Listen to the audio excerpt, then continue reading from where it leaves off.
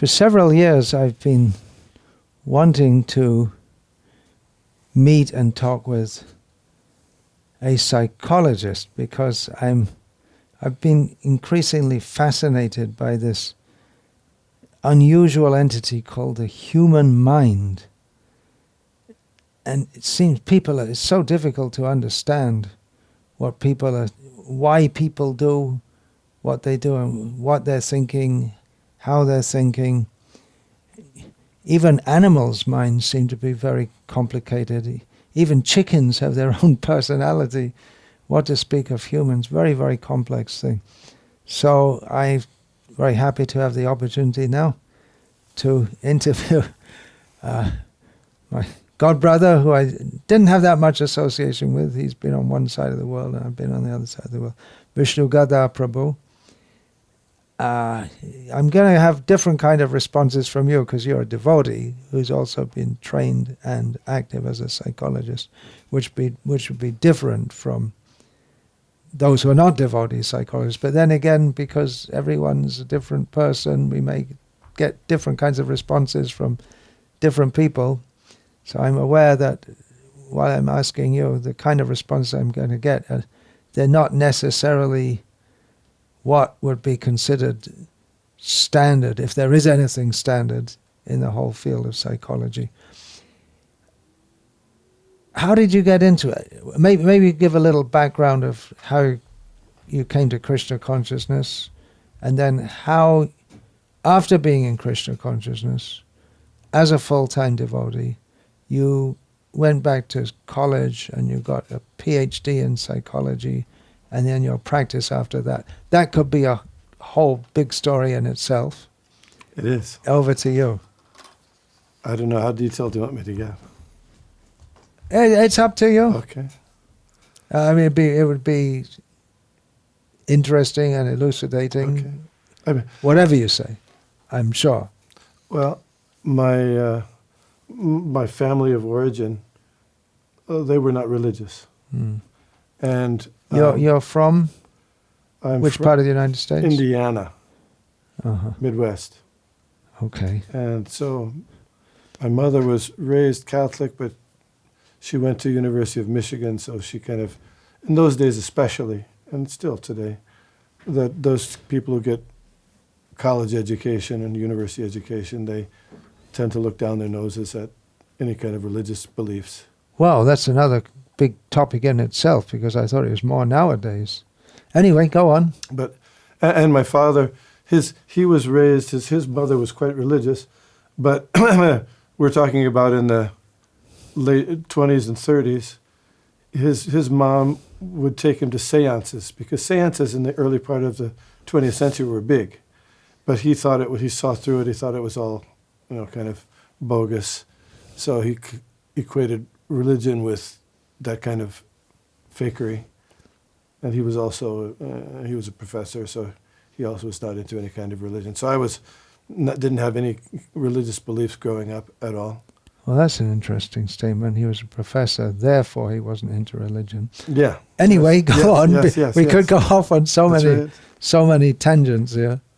But I had to read a book in high school by an author named J.D. Salinger, who wrote The Catcher in the Rye. Right, yeah. And in that, it was required reading, but I liked the book. So then I looked into another book by the same author called Franny and Zoe.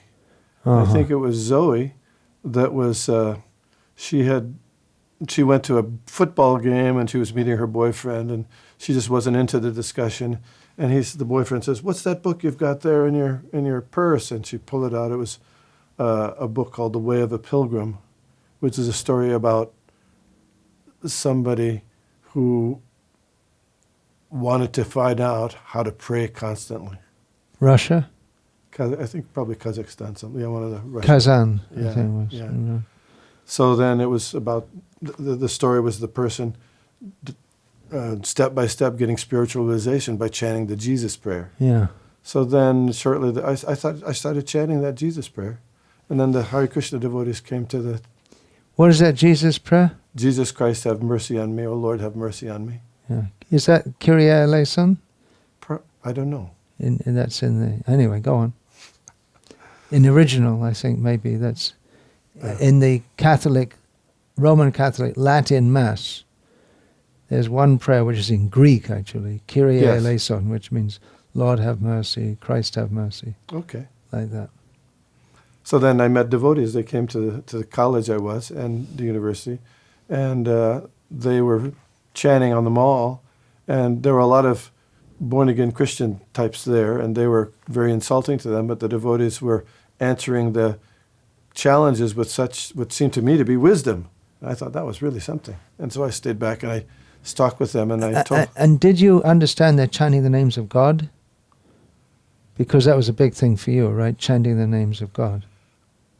I didn't really catch it at that time. But then when I went to them afterwards and talked about it, and I said, I read this book about chanting, and they said, that's what we do. That's what we do. And so then they told me to chant Hare Krishna, and they gave me a card that said, chant these names of God and your life will be sublime. And so I started chanting. Just see how Krishna arranged for you to be ready for taking to devotional service. Go on, please. Oh, there's all, I'm sure there's a lot more, yeah. Anyway, it's up to you. Yeah, so... You tell us as much as you like. So I after that, the next year I went, that was in the spring of 1970, and that fall I went overseas to Strasbourg as an overseas student, second year. What were you studying? French. Oh, right, that's France. So I was still chanting, and I was still interested, but I wanted to go to a temple. So I went to Paris, but at the time in Paris, they only were renting like the American house at odd times, and I couldn't find them. But I went on vacation to London, and during the Christmas break, and I was just down the hotel that I rented in, was staying in, happened to be just down the street from the Radha Krishna temple. And, in very place. Yeah. And actually, in the meantime, I had sent away to get a magazine, a Bhakti Godhead magazine. And the story in the Bhakti Godhead magazine was about Narad Muni. And it said, if you read this story or you remember the story in the morning and evening, you'll make spiritual progress.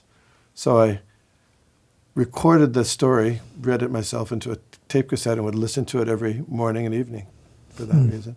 So then I walked down the street and I said, oh, the Radha Krishna temple. I wonder if that has anything to do with Hare Krishna, because I know Hare Krishna, but I didn't know anything about Radha. So I thought, oh, okay. Well, I got up some courage and I opened the door, and there what I see, Narad Muni. That I've been listening. There's a huge picture. Oh, I see. Right in the foyer as you go in. So I went in there, and this was right after the devotees had gone to India from London. So there was a little bit chaotic there at that time. But they told me... Oh, you mean the leaders had left, yes, and there's no proper leadership. Right? Yes. So, but they told me, oh, the devotees in New York are really advanced if you really want to... So I said, okay. I took whatever money I had, just went to New York. You left your studies? Everything, yeah. And I had $5. I came to the airport at JFK, and I had the address of the temple was 61 2nd Avenue, and at that time $5 could get you from the airport to the city. So I took a cab to 61 2nd Avenue. The guy let me off, taxi driver, and I knocked on 61 2nd Avenue. There's nothing there. So I was 18 years old at the time, 18 years old. And I mean, it's cold outside, it's wintertime. I'm thinking, I'm in the middle of, New York Had you been City. in New York before? Never. I was quite an experience. Indiana, I'm a Midwestern country kid. hick, yeah. So I started walking around. I used to play the guitar, so I had a guitar with me, a steel string guitar. So I'm walking down through the streets of the village, and some guy comes up to me and says, hey, you're not from New York, are you? And I said, how'd you know? And he said, well, you probably need a place to stay tonight. I said, yeah, how'd you know? So he said, come with me, come with me. So he walks me down an alley, and then he grabs the guitar and says, I'll smash this over your head unless you give it to me. And I said, take it. That's it. So I had nothing, absolutely nothing left. I didn't know what I was going to do. Middle of New York City. So I thought, what am I going to do? I thought, finally I thought, let me call information. Because in those days you could dial 411 and get information. So I called information and said, can you give me the Hare Krishna temple? And the operator said, we don't have any listing for Hare Krishna. There's no listing for Hare Krishna. Oh, you must mean ISKCON. I'll put you through. So she put me through to ISKCON. Do you have any change for the phone? I begged change. Uh-huh. And then they told me, we're at 439 Henry Street. They gave me directions to go on the subway, and I went, and that was it. You joined? Yes. You had nothing? Nothing. Last thing I gave was the guitar. That was it. So that was there's other stuff, but. Then, 1970 you joined? 71. 71. Spring. And then you were in New York in the temple, and there's millions of things you could say about that. But how did you get into psychology? Yeah, so at a certain point in ISKCON, one thing is before joining, I had some psychological challenges. So I was wondering about that, how to work that out. I tried to look into things like hypnosis and stuff. I had interest in it. But I put them aside. Would you mind telling us a little bit about that? Psychological challenges? At some points I couldn't seem to assert myself or be always present with people, be off in some other dimensions. You'd start daydreaming when you were with people? Or more, it was more than that. It was more serious probably. I see. And you got recommended to a psychiatrist? No, I never. You yourself realized you had psychological imbalance. Challenges, yeah. And I read a little bit about it, and in those days, practically everything was Freudian. Yeah. So the stereotypical Freudian is something must have happened to you when you were a kid. Or something. And then you started reading up by yourself. Yeah. So I had some interest. But at the same time, I also read about reincarnation and those kinds of things, so I got interested in both things at the same time. Okay, so now we're back to the 1970s. Yes. Yeah. So I had an idea that I wanted to be a teacher for kids, and in ISKCON, we had a Gurukul system, and I thought perhaps that would be something I could do because I wasn't very good at book distribution. And so at one point I thought, I'd like to be a teacher. But you're famous as a kirtan leader and a cook. Yes. So, but anyway, so to do more additional service, I was thinking of being a teacher. So I wanted to get trained as a teacher. That's when I was the temple president in Tobacco, New Jersey, and I started going back to school. When was this approximately? 1981, 82. Well, that's when I started being temple president, but then I went back to school about 1985. And so initially it was for being a teacher. I wanted to learn how to be a good teacher, at least from the academic point of view. I didn't want to just do things haphazardly. So, and part of the plan in that GBC zone at the time was to develop a really good Gurukul in the Northeast. So, so that went on for about a year and a half. But then the administration completely changed, and they said, we're not going to do that at all. Forget it. We're not that. So then I thought, well, I can't. To have a school, you have to kind of depend to a large extent on some kind of institution. And I can't. You can't depend on the institution. Yeah. So that's when I said, well, what else can you do that's something might be helpful? And so that's when I switched to psychology. Number one, because I had the previous interest, and two, because it's more independent of any institutional background support necessary. That's what happened. Oh, most psychologists, they're independent? Or? They can be. Many of them are. You have to be independently licensed. And Yeah. as an independent practitioner, you can work for agencies and stuff like that. And you had the idea to do this for devotees or non-devotees or what? Both. Both, I see. And presumably you were married by this Yes, time? yes, you yes. Presumably you married. You weren't married when you joined at 18. That's right. I got married in 1980. And then you were also thinking about your future and income Yes. and all these things, very sensibly thinking about all these things. Somewhat sensibly, yeah. So you had to think about and again, you can't depend on the institution, so you need to have some form of income. So Yes. that was also Yes. a factor. You had to do something. So you went to psychology. Now, There's one other thing is that we ran some summer camps for kids, and some of those kids had a lot of difficulties, and I thought it would be great if I could be able to help them. Both things. and you were confident that psychology, as taught and understood in the secular academic world, can help them. That was my belief, yeah. Yeah, it sounds maybe you're not so confident. Well, Yeah. I think that there's certain things that can help, but it's not going to give you a complete solution by any means. Right. Of course, Bhagavad-gita psychology is on different basis altogether. Yes. That the mind is a facet of the consciousness, which is a symptom of the soul. But that's absolutely taboo in secular psychology to even, you're not allowed to even mention that as even as possibility. So Pretty much. You're coming from a different background. You've been studying Krishna consciousness. You've been studying Krishna consciousness. Then you're going into psychology with, was it still Freudian at that time? It's largely influenced by Freud?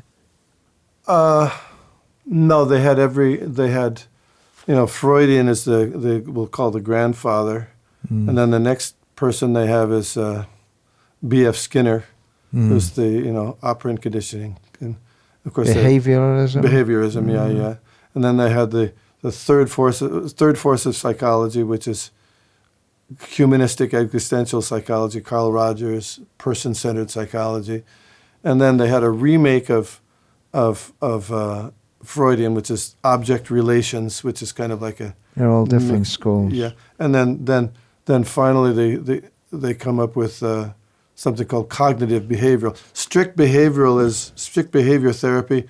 They don't care about thoughts. Thoughts are called epiphenomenon, means you don't have any use at all. But then they saw that really that doesn't really work. So then they study the mind without admitting that there's such thing as thoughts. They only want to look at behavior, not thoughts. That's it. So, but then they found that doesn't really work. So that they added cognitive behavioral. That's probably more dominant nowadays. Is cognitive behavioral. That's the prominent school. If you're talking in America. Yes, and if you're talking about the talk therapy, but then alongside that, there's the neurobehavioral, neuropsychology parallel to that, which is primarily done by psychiatrists. It used to be that psychiatrists they did therapy as well as prescribing medicine. Psychiatry and psychotherapy. Yes. But now it's all pills.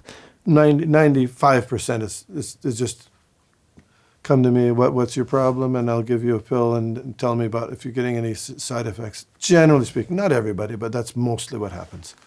And if you don't do that, if you don't recommend somebody if they're depressed or something for a psychiatrist, then you can open up yourself for lawsuits if they hurt themselves and stuff like that.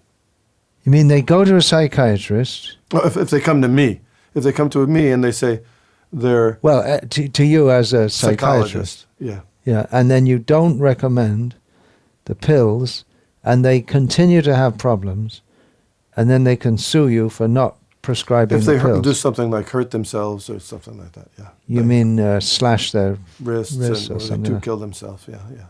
Phew. Of course, it's different if the person elects on their own to refuse the psychiatric. So you are forced by the pressure of law Yes. to prescribe various pills, which are experimental, because you don't know how it's going to work on. Generally, we can say this drug is a depressant and this drug is a stimulant or whatever, but exactly how it's going to work out for such and such a person, you don't know. Yes. My mother, she had mental problems, and she used to be in and out of mental hospital, and eventually she just went in and stayed in. I used to visit her, and it went through a period where each week she'd be like a different personality, because they were just putting different drugs. It seemed to me like they were just doing it whimsically. That was my impression as a kid, because it was just like every week she'd be bubbly, and then sometimes she wouldn't recognize me at all. Or something. This is a very, difficult area of psychology, psychiatry, neuroscience. Most people who really study this area of neuroscience and psychiatric medicine know that there isn't any evidence to back up the prescription of, for example, antidepressant medicine. Yeah. I remember one of my friends, his mother, she was always in a stupor. She was on Valium. That was a very, very common drug for housewives at the time. Yeah. And though she's not really ill, there's a little yellow pill. So go running for the shelter of a mother's little help. You remember that one? Rolling Stones song. I remember it stuck in my head from years ago. But even but they don't prescribe Valium now. I think it's less. They have some limits on them. Only certain, it's but it not, was a common thing. It seemed to be almost addictive or something. it is addictive. It works in the same way to the brain as alcohol does. And but it's supposed to be prescribed only for a short period of time because it is addictive. And when it first came out, they were saying it's not addictive, but all that's pressure from the pharmaceutical companies. Right. That's so then just like so then became, after the Valium and Klonopin and those, they're called the anxiolytics. Then there became the SSRIs of this. That they would say that depression is a disease that's cured by medicine. It's from your, because of it's all chemicals, right? Yeah. We are chemicals. So then here, just physically, mentally, we're just chemicals. That's their idea. Yeah. So then you have to take a chemical. So anyway, there's a guy. We didn't learn any of this in school, because the schools are generally funded to a certain extent by pharmaceutical companies. So, but really, they get right in the training. Huh? Oh yeah. And then you're trained, and then you give the pills. Yeah. Then they have the salesmen who are giving you bonuses to prescribe. Well, the psychiatrists get the bonuses. The salesmen come, and they come to the clinics, and they schmooze with the psychiatrist, and they give them little gifts to make sure that all that stuff. But so there was a researcher. Same as in physical medicine. Yes. It's a business. But so there was a researcher in the University of Connecticut by the name of Irving Kirshner. He was a placebo researcher. Means placebo means like a sugar pill that doesn't have any really effect. Right, it's all in the mind. Yeah. You can get cured just if you think you're taking a medicine, then it works. And it does work. Many times. Placebos, about between 30 and 40% will get will get better from a placebo. It depends what it is, right? Yes. I mean, we're talking about certain, we're not talking about chronic depression, are we? Yes. Even things like that? Yes. Wow. So in order for a psychiatric drug to be approved by the FDA, they have to show that the drug works better statistically than a placebo. So if a placebo works 30% of the time, then the medicine has to be like Prozac or Zoloft. These things has to work statistically better. And so what they do is how much better? Yes, that's what we'll get into. when they do it, they give people 100 question test called the Hamilton Depression Scale, and that's just yes no answers, and so they give them that depression scale before they take the medicine, and after if they're depressed. Okay, so the difference between a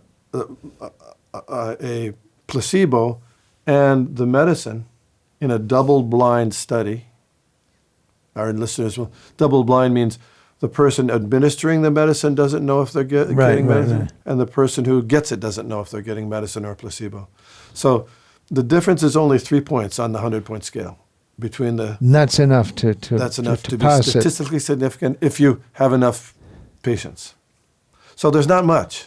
But I think even if you study statistics, there's, of course, it's somewhat subjective, but they would say there's a certain range which can be accepted as a significant difference. Yes. And in many instances, 3%.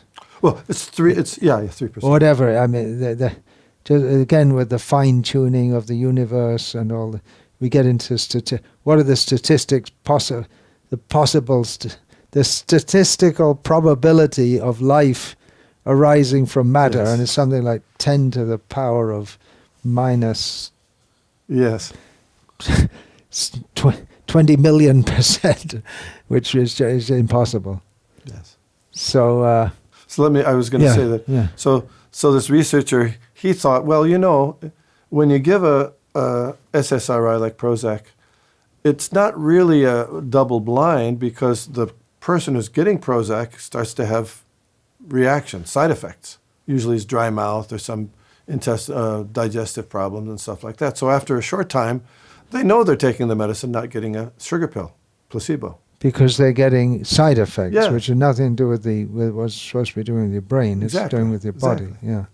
So then he decided, well, let's investigate. If we gave someone an active placebo, means a medicine that has nothing to do with the brain, but just gives some kind of side effect. Something or other. Yes. And compare that to the Prozac or Zoloft or SSRIs. And he found that there was no difference. Oh. And millions of people have been on Prozac. Billions. Yeah. Billions. Yeah. But placebos work, and so this is... Now, from what you've told me so far, you're talking about different schools of psychology. What's your... it means different approaches, how the mind works and how we should respond to that. Do they know what they're talking about? Do you think they know what they're talking about? Are you confident that psychologists, they actually have a grip on the human psyche and how to help people? I think in my view is that in a small bit, they can help a little bit. But to take a step back and look at the big picture about how to give meaning to people. Their theories and everything. No. They can probably help. It's just like, even without going to a psychologist, just talking to someone, getting it off your chest, that kind of cathartic. And there are certain techniques that will be helpful for people that, to be able to empathically listen. Yeah. And to not be psychotherapy, judgmental. It depends on those kinds of things. They often are helpful for people. It is true. I mean, Freud's original theory, when he first started coming up with his beliefs, was that the reason people get psychological problems, serious psychological problems we're talking about, is because they were sexually abused as children. That was his original theory. Specifically sexually. Yes. And so he presented it to the assembly of doctors in Vienna, And they said, "You're crazy. Get out of it. You can't. No, no, no." They must have all been sexually abused in their childhood. Maybe. Too, because they rejected his theory. And so then he changed his theory to be, it's not that kids were sexually abused, but that they had a fantasy of being sexually abused. Yeah, and he came up with this wild Oedipus complex. Yes. You want to tell us about that? Well, Oedipus, I mean... Is it Oedipus? Oedipus, yeah. I mean, I don't know, it's probably different pronunciations. When I learned was Oedipus. At a certain stage, there are different stages in the Freudian view of things. And there's the anal stage where the whole person, the kid controls his parents by holding his stool, stuff like that. But then at around 3 to 4 or 5 years old, they go through an Oedipal stage because the story is of Oedipus Rex, who killed his father and married his mother. So the child, he believes, at that age, between 3 and 5... he didn't know he was doing it, right? That's an interesting story from Greek, what they call mythology. What was it? He didn't know he killed his father. When he was born, they went to some kind of soothsayer and they said, this son is going to kill you, the daughter of the dad. Right. So get rid of him. So some oracle, yeah. Yes. To get rid of the kid. He gave him to one of his servants, and they put him. He didn't have the heart to kill him, so he just he did something to his foot or his feet, and just put him out. And he got rescued by some shepherds, and they brought him up as their own. And later he met his actual father, the king, in battle, and he killed his father. Yeah. And the culture was, because his father was the king, that you marry the queen, the widow, yes, who was his mother. Yes. And how did that come out to Freud? So that's what he believes, that at a certain point in your life, every boy wants to kill their father and marry their mother. And how you resolve that Oedipus complex is really an important thing, and how you progress in life. You have to sublimate those urges. That's what he believed. Sounds like he needed some psychotherapy himself. Many people have said that. Pretty wacko theory there. We say, Ravinda Prabhu kind of turned this around and says, we're all like that because we want to become Krishna, kill Krishna, and marry, Lakshmi. Yeah, there are stories like that of Vikasura wanting to kill Lord Shiva and enjoy Parvati. Yes. Yeah. Of course, that's the demoniac tendency we have, so that's a parallel. But that was accepted for many years. Yes, and so even with Freud, and even up to probably the 60s, when people would come forward and say they had been sexually abused as a child, most of the therapists would interpret it as just a fantasy and not reality. I see. So it was only until like the 1960s that it became, people began to say, it's really going on. It's not just something people say. But there are also cases of people fantasizing, and they'll give a whole story about how they were abused, and their parents get put in prison, and later on it's discovered that they were actually fantasizing. Yes. There are such things. False memories. False memories, yeah, that's another whole big topic. I got it on my list. The center of false memories is in Philadelphia. This false memory syndrome is in Philadelphia. You mean there's an institution? Yes. And that's, I live in Philly. And you live in Philly, yeah. And also the therapist who was the most prominent in going against the false memory syndrome was also in Philadelphia. So they had a lot of fun, huh? Yeah. Clashing with each other. Yeah. And does it happen? Yes. Yes, it does happen. Is it usually, in psychotherapy, people are often... they like to please the therapist. So I see. So the therapist is trying to dig out memories of abuse because he thinks that you're acting in such and such a way because you're abused. Yes. And then you want to tell him, I was. And it may be seems to me a lot of this going for psychological treatment, I may be wrong, but it seems to me some kind of narcissistic spirit where you just... You want someone to take a lot of interest in you, and it can be that way. It's really putting a lot of emphasis on me and my mind and Yes. my ego. During the Freudian era, during Freudian psychotherapy, you're supposed to go for therapy at least minimum 3 times a week. Preferably. And all you do is sit and talk about yourself. Yes. So people love it. Yes. Yes. People love to talk about themselves, don't they? Yes. And so over time, though, that's been reduced. But that was the original Freudian method, was to go and talk. And you have to have money to do that, Yeah, because the yeah. state's not going. There aren't enough. If there aren't enough psychotherapists for everyone who wants to blabber on about themselves. Maybe I'm being unfair to the patients here. So yeah, rich people, they could afford it. And how effective is psychotherapy? Can it be?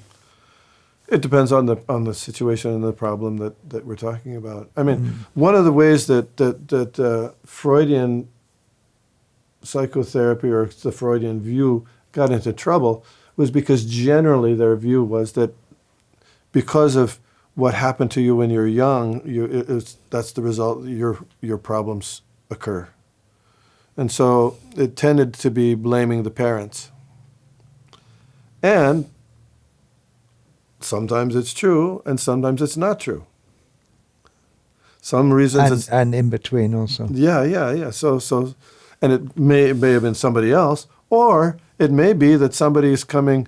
They come and they'll say they're a bad seed.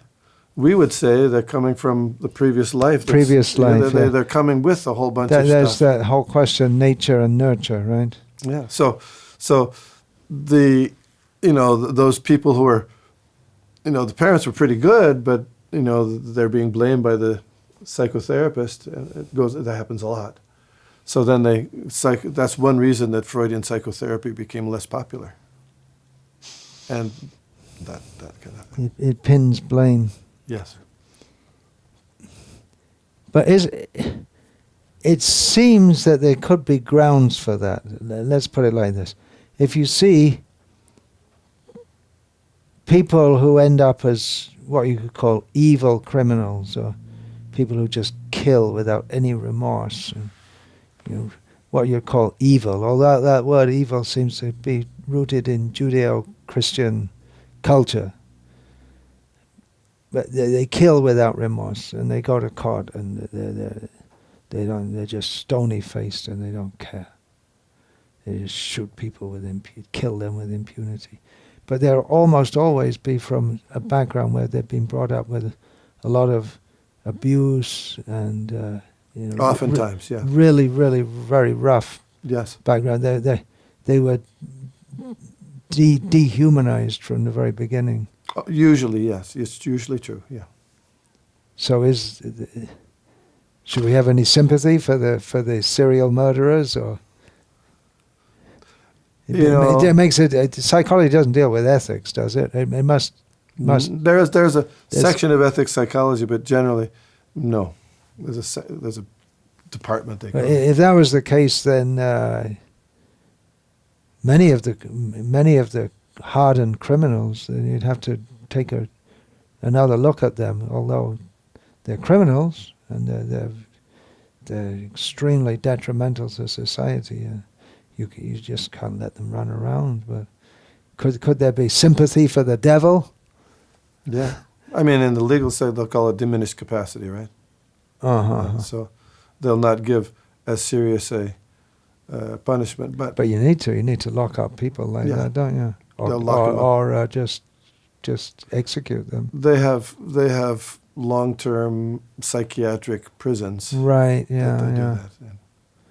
I saw a video just a few years ago. Someone saying that, see people with criminal tendencies, and the first thing you should do is to scan their brain, because in many cases it can be something in the. He's a psychiatrist, and he gave the example of his own nephew who was acting just horrible, and even though he was brought up in what could be called a good home. And they did a brain scan on him, and there was some growth. I think not cancerous, but and then that was removed, something like lobotomy. I don't know exactly. But then he said the first thing you do is do a brain scan, and then it may be just something like that. And his theory is that a lot of criminal behavior could be, it's a theory. Yeah, sure. Could be rectified by taking out some unusual growth on the brain. They do brain scans of criminals, and usually they do find... That's common now, is it? To do a brain scan? Usually they find that the frontal lobe has become deteriorated. But it's hard to tease out the difference between that and an alcoholic, because alcohol does a similar thing. Tell us about lobotomy. Oh, okay. Oh. Which is out of date, but that was well, as far as I know, it used to be quite commonly prescribed. Please tell us what it is. Well, at a certain time, they before they had heavy psychiatric tranquilizers, they're called major tranquilizers. They had persons with serious mental illness were very hard to control. They would scream and yell and do certain things, and all kinds of stuff that would damage themselves and other people. So they were kind of at a loss about what to do.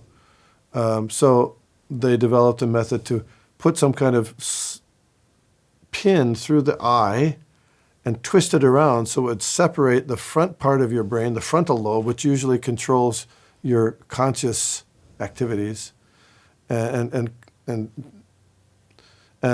separate it from the rest of your brain, so that a person, and as a result of that, people would become very docile. And so it became a fad all over the United States. People were getting lobotomies who were especially in state hospitals, where the more the serious people who were mentally ill were. Particularly those who they would be violent toward others. Or actually, everybody. They were doing it to everyone, yeah. But that was supposed to be for them. It's for it was. And they started doing it to everyone. Yeah. Just dull them down physically. Yeah. Yes. Dumb them down physically. Is this relative the same thing that the heavy psychiatric medicine took over? Because then after that, there became a medicine called Thorazine, which was like a heavy tranquilizer. People just become zombies. And then the next generation after Thorazine was Haldol, which was not quite as global in keeping people, but still it was very powerful. And then now we have Seroquel, Abilify, Zyprexa. Those are the... Prozac's out of fashion now? Prozac, those are for depression. That's depression. Uh-huh. The idea is that... this is the other way. Psychiatry now, they believe... according to the disease, you have certain medicines for it, particularly if you have anxiety, you have anxiety medicines. If you have depression, you have depression. If you have bipolar disorder or schizophrenia or delusional disorder, then these things are recommended. They're antipsychotic medicines, or they're called neuroleptic medicines. So, and usually those people are bipolar and schizophrenic people tend to have episodes where they're more difficult to manage. So they came up with those type of medicines. But usually don't tell people that when you take those medicines, it decreases your lifespan. They usually don't tell people that. And no, they're setting themselves up for some big court cases, huh? You got to really know what's going on. That's the thing. And then people say, well, you got to do this. So the damage happens, but there's a whole school also, it's not well known, there's a whole school of psychiatry where the people only get those medicines when they're having an episode of paranoia or mania, and, for maybe a week or 2 weeks. And then they put them off because they know the bad effects. So there are people who advocate that. Usually it's not that way. Usually the psychiatrist will tell people, you got to take this medicine every day for your life because it's like insulin. If you don't take your insulin, then you're gonna. But as a prophylactic, really But you got to be really careful. I mean, people have to be careful with all that stuff, and it's not that you can just stop it, but you have to work with somebody who knows what they're doing a little bit. How many psychiatric diseases or disorders have been analyzed? Lots. They started off with a little book like this, and now it's like this. They're always increasing. It seems to me that a lot of the things they call disorders are just like what would previously be considered, just not considered something even worth talking about them. Well, there's this big thing about, was it attention disorder or what's that? Attention deficit disorder. The attention deficit disorder. I mean, there are always plenty of kids in school like that because they've been playing around as kids, and all of a sudden you stick them in a school and they're supposed to be good students, but they just don't adjust to it. It doesn't seem to be like it's such a huge thing. Yeah. Well, the history. I guess I would have fit in because as a kid, from the beginning I hated school. I was always making a nuisance of myself. So I'm told. I don't even remember when I was 5 years old. Well, there's the way they got the idea of attention deficit disorder is because they used to, in the early days, they didn't call it that. They called it MBD, minimal brain damage, because what would happen is people, adults, not kids, adults, would get into, say, a car accident and have a brain injury, and one of the symptoms, even though with a CAT scan they may not be able to find, serious problems, but still the person wouldn't be able to pay attention. They wouldn't be able to follow. They wouldn't be able to. Their behavior changed after mild concussion? Yes, or some kind of, that's what they call minimal brain damage. You can't really identify it on a CAT scan, but the symptoms are there. Mm-hmm. So they thought, so these kids, they're acting like those people so they call them, that's what they first called them, minimal brain damage. And there's all different causes of that, and they're usually not. When you're a kid? Yes. But yes. It means something happened to them? They weren't born like that? The mom may have been using drugs or heroin or oxycodone. During pregnancy and during lactation. Yeah. Or the child, it's very common when a child is born prematurely, say at 6 months or 7 months, things not developed in their brain, and so it's very hard for them to pay attention. And sometimes it's because they're depressed, or sometimes it's because their parents are beating each other up at home every day, and it has psychological effects. Yeah. So there's a million different reasons, and it's very hard to unless somebody really pays attention and really tries to understand what's going on. I believe it does happen. I mean, I'll tell you of a story. I saw a kid who was in an orphanage in Romania, and some parents went to Romania, and the first year of his life he was just strapped in a bed because they had too many orphans, and they could only come and feed them. They couldn't pay attention to them. So then the parents went there from Philadelphia and went and adopted him and brought him back to Philadelphia. And for like a year or 2 years, he was just docile and everything. But then he hit 5 years old. He exploded. And I was in the room with him. And like, not exaggerating, in 1 minute, everything was smashed in the room. Everything. It's a little kid. Just suddenly just had a fit. He was running around. It was like, not in a violent way, but just he couldn't sit still for a moment. He was running around doing everything, taking everything, everything. So does that happen in all cases? No, that's an unusual case. So there is that, for a variety of reasons it can happen sometimes. I mean, the heads of the people who are authorities in ADHD in this country, they say there's no evidence that it can be caused by dietary problems, but that's really not true. If you can find studies that show that people who there's 8 common food allergies, like gluten and milk and fish and eggs and stuff like that. And a child who's put on a diet without those, on a restriction diet, without those things, they often become very calm and they're able to attend. It was very interesting. So it was It's not always that case, but for a good portion, say 30 to 40%, it works. So it brings me back to my question. Do you think this, you know what they're talking about? To some extent. Yeah, to some extent. But to a large extent, it's all very experimental. Yeah, it's hit and miss. It's hit and miss. And you are the guinea pig. Yes. Yes. And they're doing the best they can with what they know, but there's so much they don't know. Yes. And I mean, a good psychiatrist or psychologist or any kind of therapist, they'll be working with you and trying to and help telling you what they're doing and why they're doing it, what the drawbacks are and what the positive things are, and so I mean that's a good one. You got to be cool-headed enough to and attentive enough to tune into that. Yes, and the therapist has to admit they don't really know either.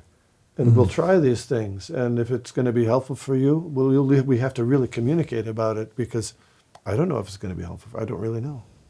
So many things like that. It's quite interesting. Oh, and I want to say one thing also, is that there's kind of a big secret in psychiatry and psychology and therapy in general, is a lot of the mental disturbances or mental illnesses are there. It's really an addiction problem. So it happens so many times, because I used to be in charge of a crisis place and the admission for a clinic. And, they'd be treating somebody for depression, and they'll say the wife calls up and says, he's drinking a pint of vodka a day. And he's denied it. But human psychologists. But that's another very interesting field, because there are addictions to substances, alcohol, psychotropic drugs, legal or illegal. Yes. Glue, all kinds of ketamine, yeah. But then there's also gambling addiction. Yes. Porn addiction. Yes. Shopping addiction. Yes. It's a mental thing also, psychological thing. Yes. You can just get addicted to gambling, which is not, anyway, that's quite a complex field, I guess, trying to understand that. In general, the people I would see, and I saw a lot of people, thousands of people, the one thing that was pretty common for when they had psychological problems was they were addicted to something. And it may be substance or... Mostly substance. Mostly substances. Mostly substance. I see. Mostly substance. And even when somebody's diagnosed with a major mental illness like bipolar disorder or schizophrenia, most of the people I saw, their first problem happened when they were either high on some substance or withdrawing from the substance. And that's when they've had their first problem. And and then they were identified as that way. You've got to take this medicine. You take the medicine. And the medicine compounds the problem. And if you go off the medicine, then the symptoms tend to come back because you're getting withdrawal symptoms from it. And it's a vicious vortex. Yeah. And I'm not saying that it doesn't happen to other people. Yes, it does. But probably I'd estimate the people, I mean, this is ballpark, but I'd say probably 50% of the people, which is a lot. Their first major bout with mental illness came very closely with their involvement with those kinds of... And of course there's a psychology why people become addicts in the first place. Yes, that's there too. There's just an anecdote from my own life. At school, we were shown a movie called, I think it was Come Home Carol or something. It was very famous. Maybe it was made in America, maybe it was made in Britain. It just showed some girl who got into heroin addiction and died. And that actually helped me, because I started, as I was pretty young, I started getting into illegal drugs and things like that. And then when I saw my so-called friends getting into needles, heroin, then I just withdrew completely from everything, because I thought, well, I'm not going to go that way. So there may be reasons why that's another whole big discussion, why people start taking those things. in the 1970s, as a kid, it was part of growing up and trying out new things, and it's a very... people older than me are doing that. I was about 13 or something, so I thought it's something Yes. what bigger people are doing, and it's illegal, so that makes it more fun. What's the psychology behind it?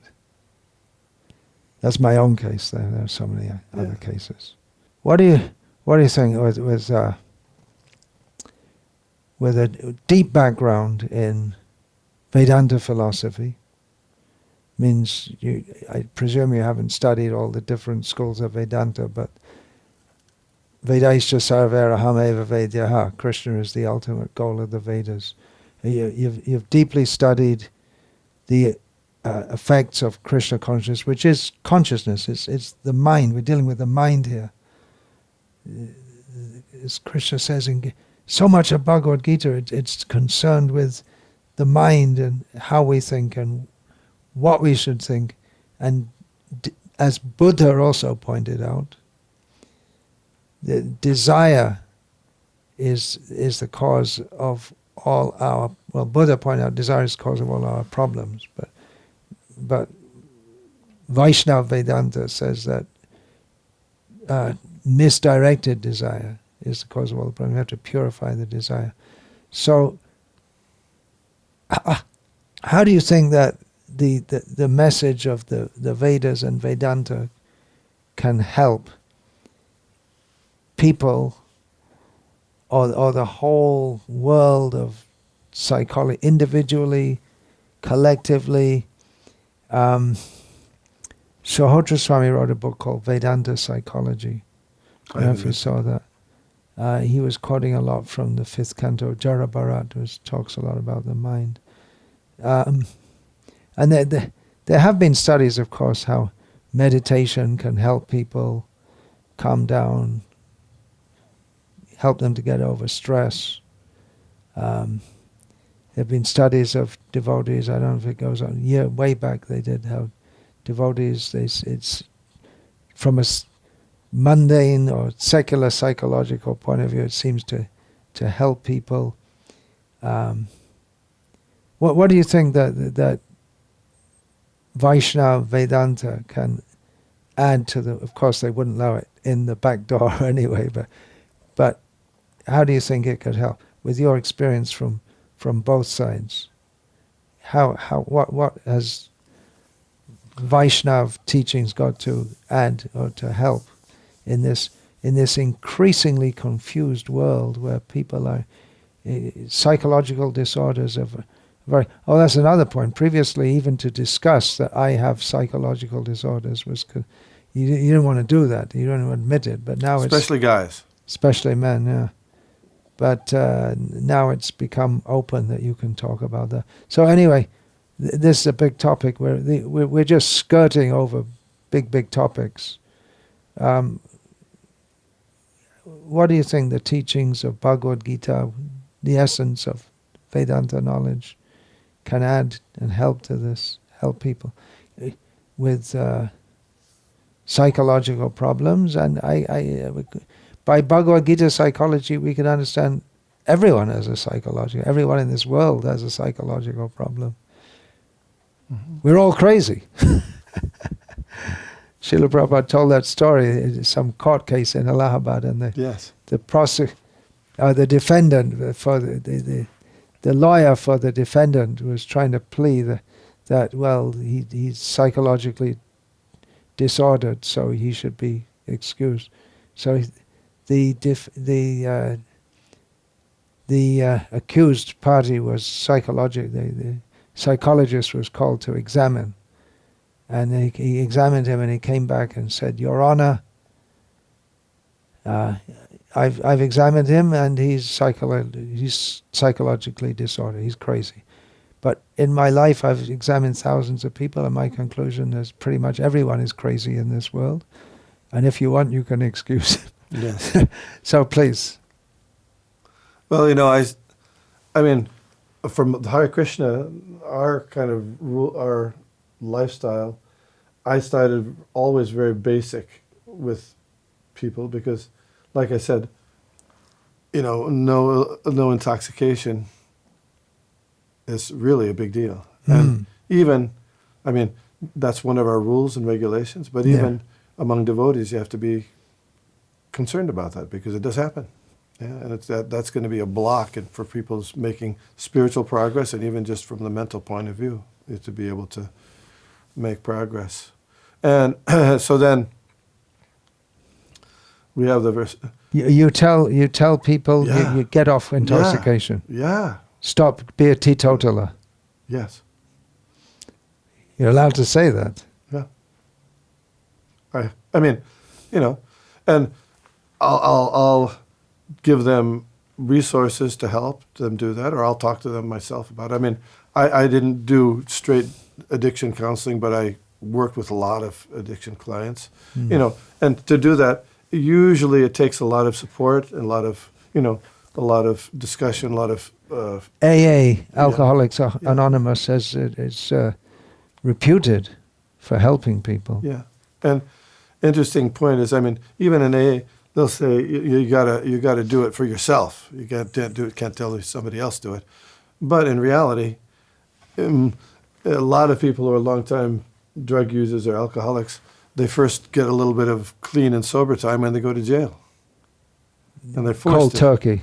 Yeah, and they're forced to do it. Yeah. And then they start saying, okay, I want to do, and then after a while they have some clean or sober time, and then they can think of it. So sometimes it might be a family member, it's sometimes be part of an organization, but to get off the substance in some way is really important, very important. And however that might happen, hopefully we can get support from devotees. Dadati pratiginnati guyamakyati prichtiti bhunkti bojete chayava shadvidam pratilakshanam. But that's available also we don't talk about it in Krishna consciousness so much, but if you have friendly relationships where you can be open to that extent, to a certain extent, that's good.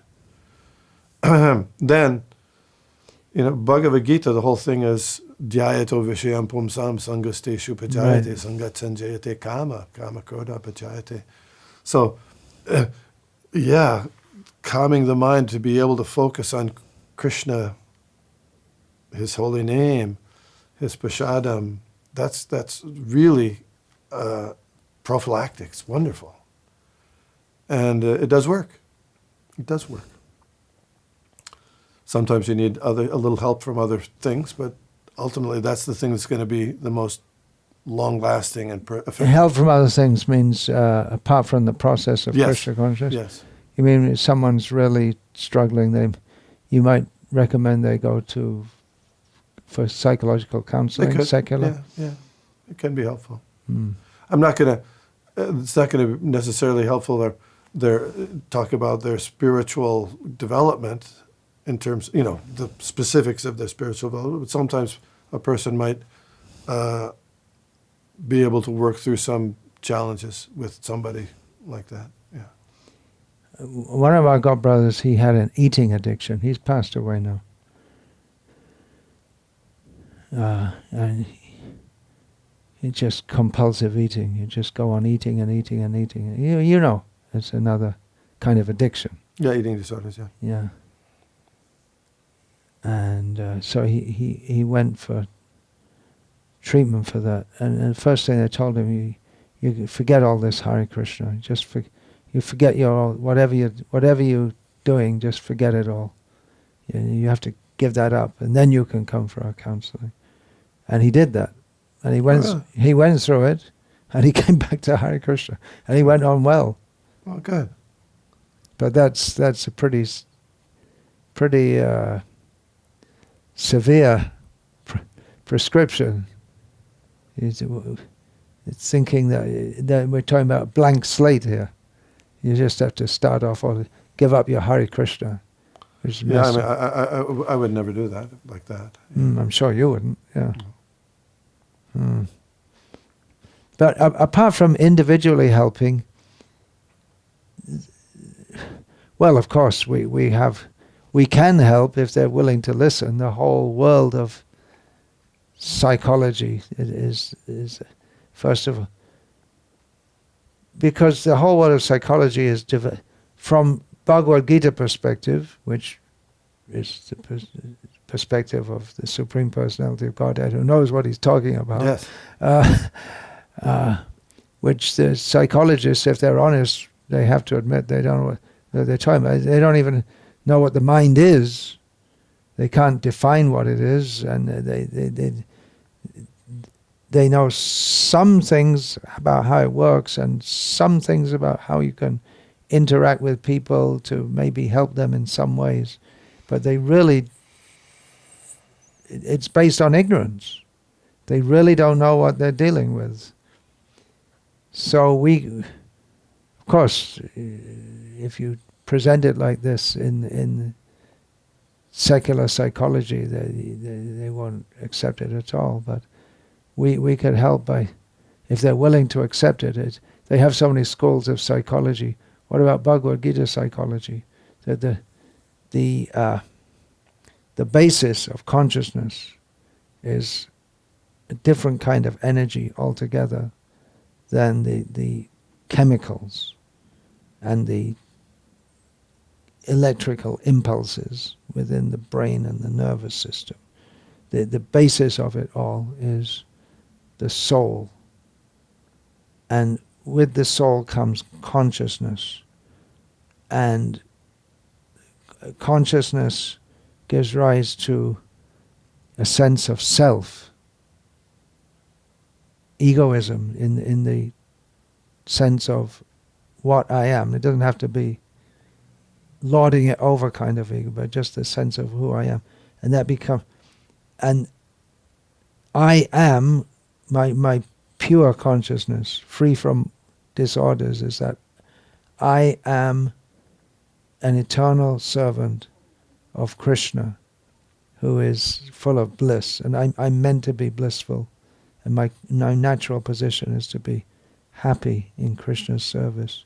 And that, forgetting that, is the root of all our problems, whether it's psychological problems or physical health problems or bad luck, or legal problems, financial problems. The root of all our problems is not accepting this. Of course, you can't prove it by science, because science only works on the platform of matter. So if we're going to postulate, from their point of view, postulate a spiritual dimension, they reject it from the very beginning, which is another foolishness, actually, because just to reject the billions of people throughout the centuries have had spiritual experiences, and they just want to put it down to hallucination or whatever.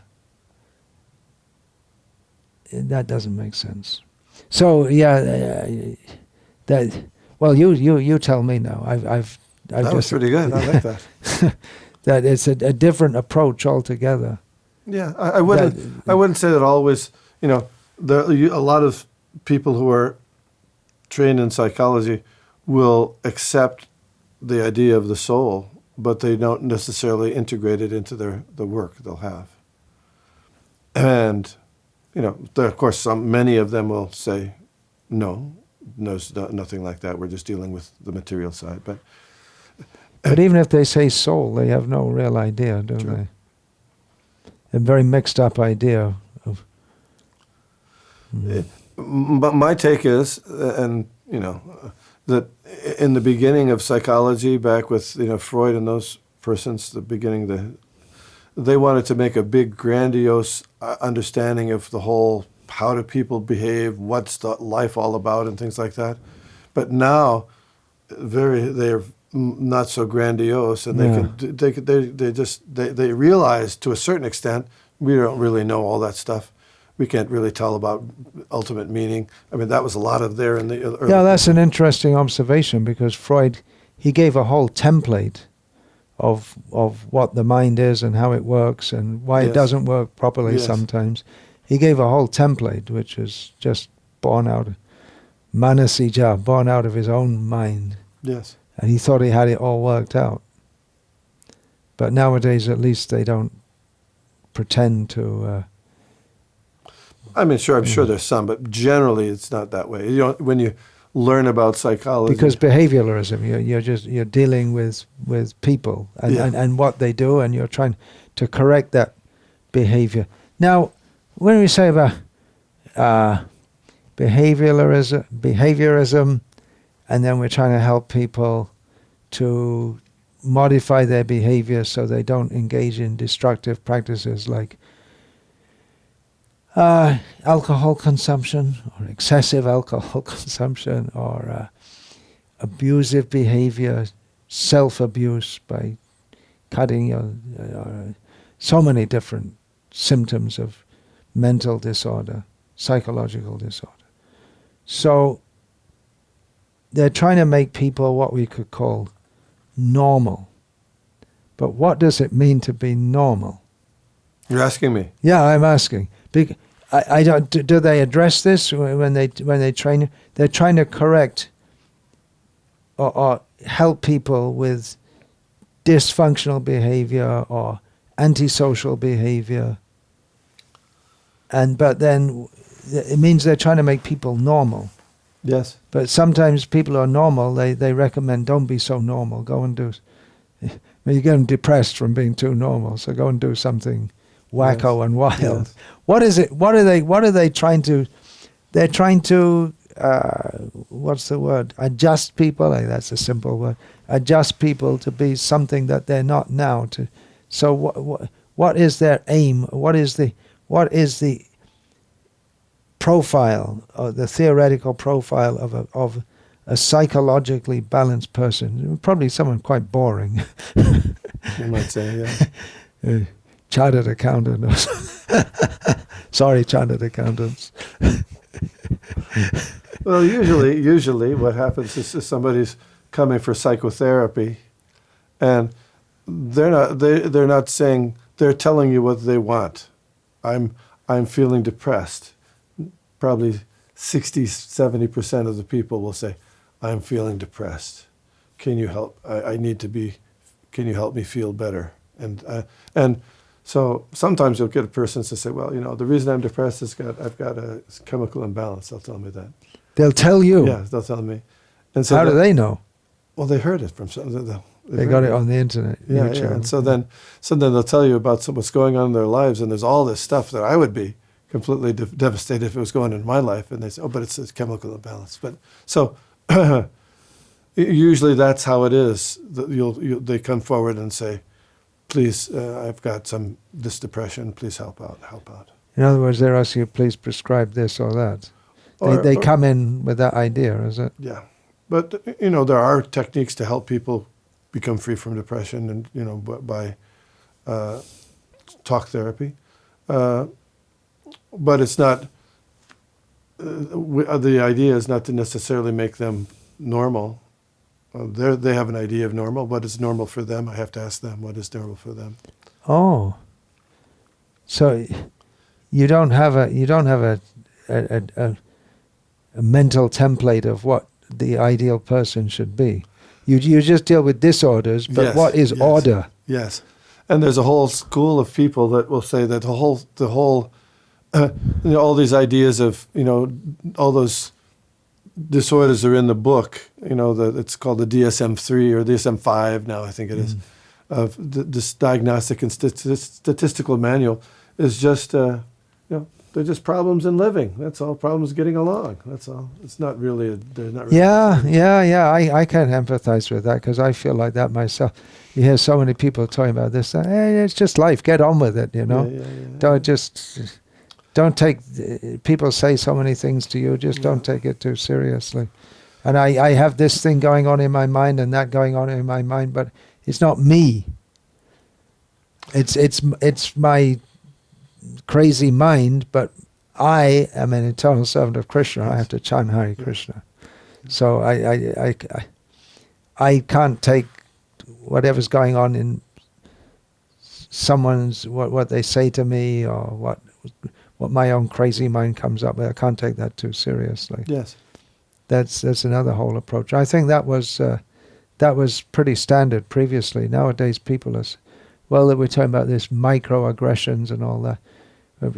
But a whole different approach to parenting and to raising children previously was, life's tough, get used to it. And the kid does something wrong, give them a slap. And that may not be abuse. Nowadays it'd be called abuse. But the whole idea, the parent, out of a sense of responsibility to the kid, feels that you've got to punish them, to socialize, to train them to be a functional, upright human being, and tough, and a school of hard knocks. It begins from the beginning. Just get used to it. Life's tough, and you got to live in the world, and you got to be tough yourself. But same time, there are limits, and to how you. So it may not necessarily be. Nowadays, it might be considered abusive. Well, there's legal definitions of abuse, and that's in the United States. It's by state. Every state has a different definition, and I know the one in Pennsylvania, and in Pennsylvania it is any punishment, intended or not intended, that results in bruises, bleeding, or serious harm. Serious harm means that, discomfort that will last more than several hours. So if you give somebody, use a belt and they have welts on their leg with bleeding, then that would be considered abuse. Probably. So you're allowed to beat with a belt. Yes. But not so hard. That leaves damages. Yeah. Well, but then welts also, that heals in a time, doesn't it? Huh? I mean, there's not that heal in a day or two. Some will do. Yeah. There's dealing with kids. There's some parents are very, very diabolical. It's unbelievable. But I think we're getting into culture here because for many generations that was just expected and normal, and the fathers expected to do that. In Sri Lanka, I don't know if it's still now, but a few years ago, they still gave corporal punishment with bamboo rods, which I also had when I was a kid in school. They brought them all the way from India or whatever. Really? And they sell them in the shops, and then the parents would tell the teachers, they'd endorse that. You say, if my boy behaves wrongly, cane him. So, but that wasn't in the culture. That was considered normal, and they wouldn't. The kids growing up wouldn't think that my parents don't love me. They'd think that, well, my parents, they're my well-wishers, and they were. But that was part of their well-wishing, is that a kid, especially boys, I guess, have to be punished sometimes. Now, this is all very controversial stuff. Yes. But previously it wasn't controversial at all. I was telling you, as a kid, canes and all this, but that changed. They changed the laws. Really, it didn't change actually so much. Well, in Britain it did. Well, I'll tell you that. I interview kids and interview their parents, and I ask them, I ask the parent, how do you discipline your kid, the child, and they'll say, I give him time out. I tend to put him in the corner. But in 95% of the time, they'll say that. But then, in an anonymous survey done by Psychology Today, who reads Psychology Today, housewives in the United States, and they ask That's who reads it? Yeah. Psychology Today is like it's a magazine for housewives. Yeah. Popular psychology. And so the anonymous survey, how many times do you spank your child in a year's time? This is the same people that I'll interview, right? The average for a year was 150 times. Oh, that's a lot. That's 3 a week. Yeah, I wasn't spanked even 150 times in my life, I don't think. Yeah. As a kid. But That's what they say when they're not in front of somebody. Anonymous means nobody's so going it's to still catch you. going on. Well, I was going to say that when I was in primary school, you have primary school in England, and then you go into secondary school, and they just brought in all these rules where you're not allowed to punish, and this. The teachers aren't allowed to punish. The teachers, and So that and school was chaos. I guess the teachers they'd been trained in a different way, and there was one teacher who was an ex-army man, and rule or no rule, when he got miffed, Yes. he just, and he was the only teacher who the boys respected and liked. Interesting. one syndrome that I often would see is that sometimes the parents would say at home they're very, very obedient, but at school they just make a big. Right, because at home they know they're going to get worse. That's right. We mostly talking about boys being, Yes. mostly boys. Yeah. Yeah. There is a difference between boys and girls, Yeah. contrary to some contemporary ideas that it's all socialization, that there's no such thing as gender. About culture, how our psychology is shaped by culture. A few years ago, I asked one of my disciples in India who'd been in Operation Blue Star, that was under Indira Gandhi, where the Indian army went into Amritsar, the Golden Temple, there were all tunnels underneath, and there were militants. We're not allowed to use the word terrorists. Militants hiding out there, and the only way you're going to stop the problem is just go in there and wipe them all out, which they did. And so he was in that, and he saw a lot of blood and people being killed and this, and I guess it was merciless. They were just killing people left, right, and center.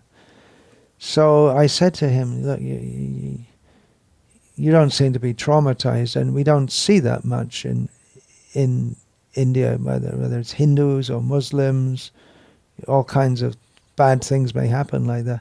Whereas in the West we see soldiers have been on duty in Afghanistan and Iraq, and they've seen a lot of horrible things, and many of them are traumatized, and they can't fit into society. They have anger fits and this and that.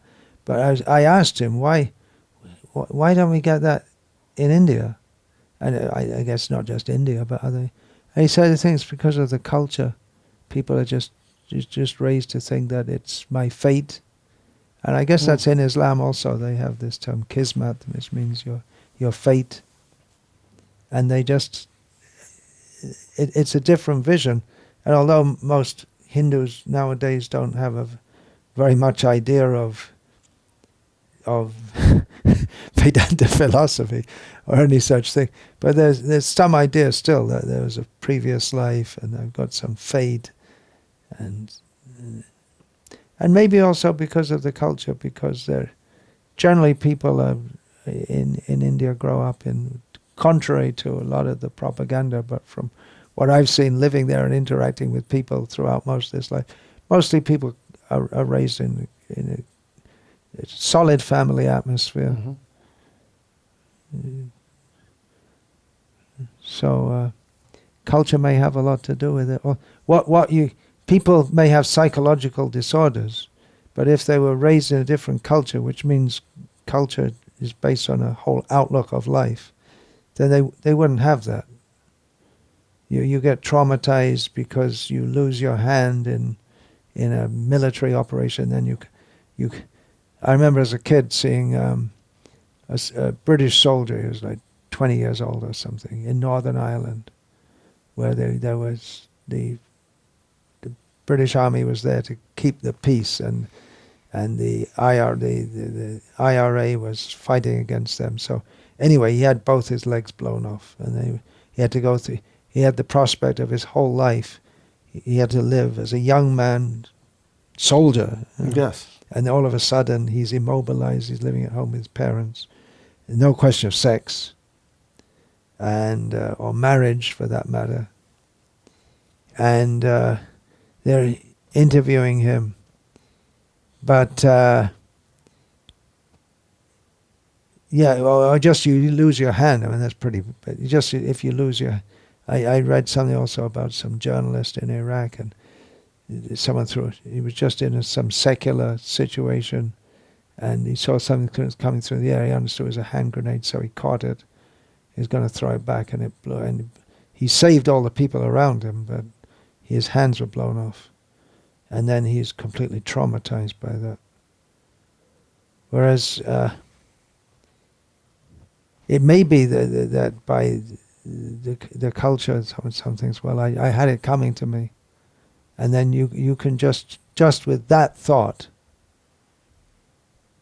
It just doesn't affect you in the same way. Another way of thinking is, if you think this is my one life and I'm only here to enjoy it, and how can I enjoy it if I don't have my hands?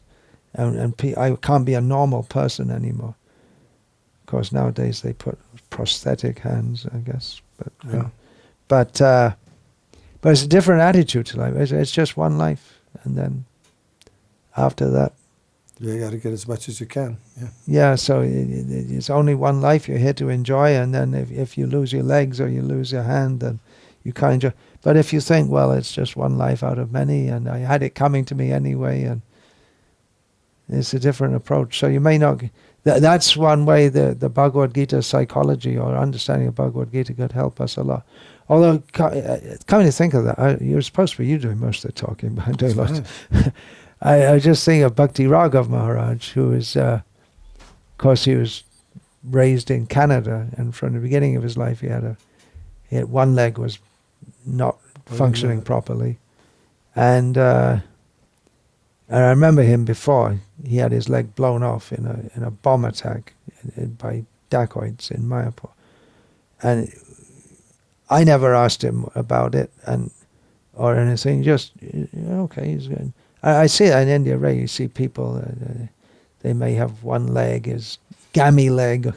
Use that word in America? Gammy leg, it means not working. Funny, and just people are making it, it's just nothing, it's just, all right, that's you. It's just, it hardly even registers. So anyway, his leg was, that leg was blown off when dacoits, what do you call that? Ruffians attacked the temple with a bomb. And then, so he only has one leg. And I remember someone asked, someone had come from the West, young brahmachari, Mayapur festival, he was taking the registrations. I happened to be there. And I'd never asked him about, well, how do you cope with all this? He never even mentioned it, any such thing. Doesn't even like, so and the devotee asked him, well, how did you get that? He said, he didn't even want to talk about it. It was just, okay, it happened, and then he recovered, and you just go on with your life and go on with your service, in his case.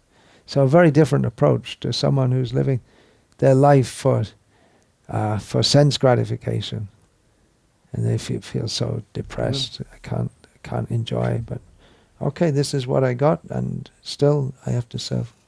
I have to go on with my life. You were saying something about your... doctoral dissertations. Yeah. The subject was... Well, can you start again? When I was doing my doctoral dissertation? Yes, when I was doing my doctoral dissertation, I did research on love marriages versus arranged marriages in Asian Indian couples in the United States, their level of satisfaction versus and acculturation. So it came out that both were okay. Whereas in India, arranged marriages were much more successful than the love marriages. So there's some conclusions were that because the expectations in the arranged marriage wasn't the same as in the love marriages. People, as you were talking about, they were accepting this is just part of their duty, not just they're going to get ecstatic. Yeah. The whole attitude to male-female relationships and expectation is so different. One is based on duty in traditional. Yes. Well, actually, not only Indian culture, but any religious culture. There's your duty, and you have You have a role, certain role you have to play. Father, head of the family, mother and wife. And the Western or modern idea is just you're in this life to enjoy it. Actually, again, Bhagavad-gita psychology. You're quoting Dhyato Vishayam Pungsam. The mental disturbance begins with the desire to enjoy desire to enjoy the senses, and that's the cause of all problems. Yes. So all the psychological disturbance, their root is a misunderstanding of who we are and what we're doing in this world, and the desire to enjoy this world. And although not everyone in dharmic culture will accept that we're all eternal servants of Krishna, but they accept the concept of dharma, which gives your religious duty. And actually marriage in any culture, whether it's Christian or whatever, it's, as many people say nowadays, you don't need to get married, you just live together. But marriage is there in human society. It's a religious, in the Catholic tradition, they call it a religious sacrament. It's a contract between a man and woman in the eyes of God. And it has the element of sacredness in it. And you've done it in the church, and it's your duty. You've made the vow to God in the presence of everyone. And talking about that, Judy, I remember one of my Irish uncles who he'd often say, you have to accept your lot. And I could see that he had, because obviously him and his wife weren't that well matched. Yeah. But there's obviously also in both of their minds there was no question of splitting up or divorce. Yeah. It couldn't happen. They're Catholics, and it just couldn't happen. Maybe legally it could happen, but there would be so much ostracized by that. But it didn't come in the mind. And he was a very happy person, and he would often say, you just have to accept your lot. I was talking with one devotee who complained to Srila Prabhupada that the husband and wife, she was the woman, she was not getting along with her husband. And Srila Prabhupada's reaction was, there's so many services. Meaning? Well, that's one service. There's so many services you can do, not just this one, the husband and wife. That was Prabhupada's reaction.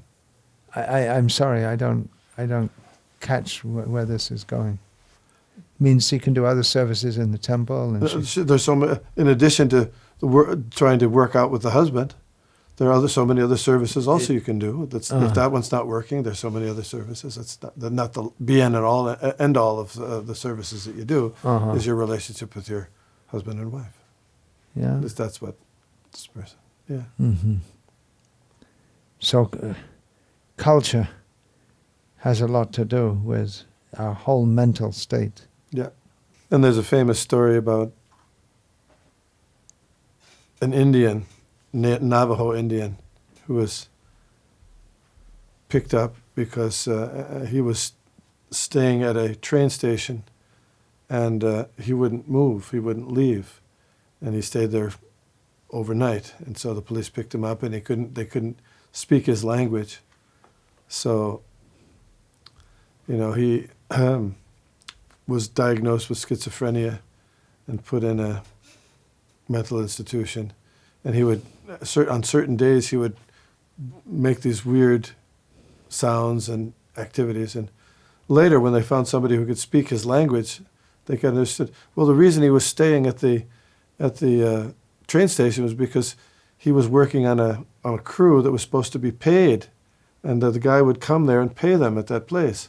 And everybody else gave up, but he didn't want to give up to get this person. Oh, the guy absconded. Yes, with all the money. He needed that money. And then when he was in the psychiatric hospital, he would be very expressive on those days when it was a native celebration day, and he knew. So he was like that's a culture. people. And it was taken as being mad. Yes, manic. Yes. Hmm. So that happens. When was that? Probably in the 60s. Hmm. Those are like classic. It's like the Stanford prison experiment. It's a classic experiment.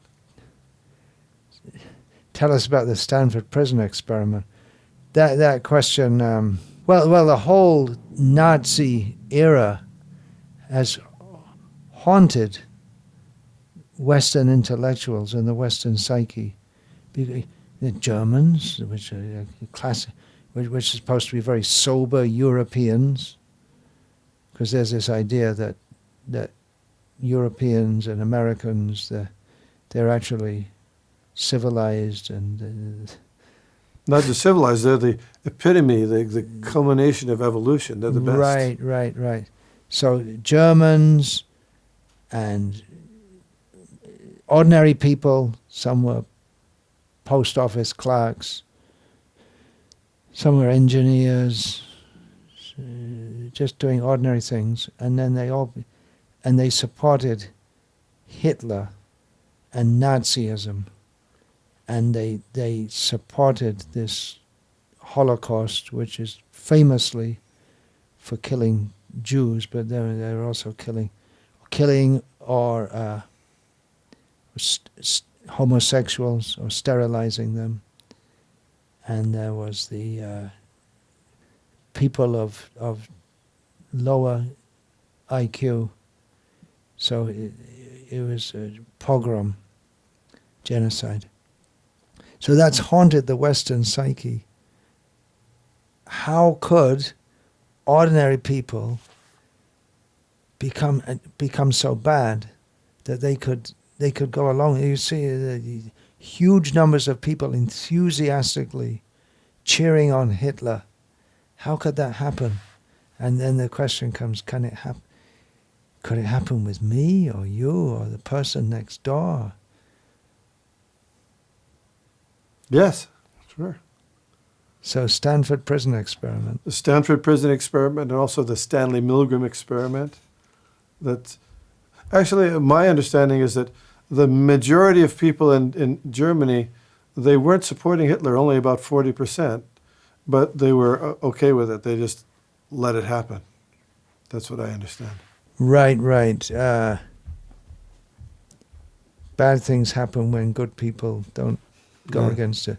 Yeah. There's a saying, something like, well, first of all, they went for the Jews, but I wasn't a Jew, so I didn't bother. Yeah. Then when they went for the homosexuals, and I wasn't a homosexual, so I didn't bother about it. Then they went for the intellectuals, so I wasn't an intellectual, so I didn't bother. And then they came for me, and there was no one to support me. Yes. Yeah. So, but Stanley... So that's estimated, that only about 40% were That's enthusiastically into it. Yes. But that was enough. I mean, that's Sure. a lot. Yeah. There's still a lot, because they were ordinary people. And they bought into Hitler's ideology. Yeah, the Aryan race. Which was supported by science, seemingly.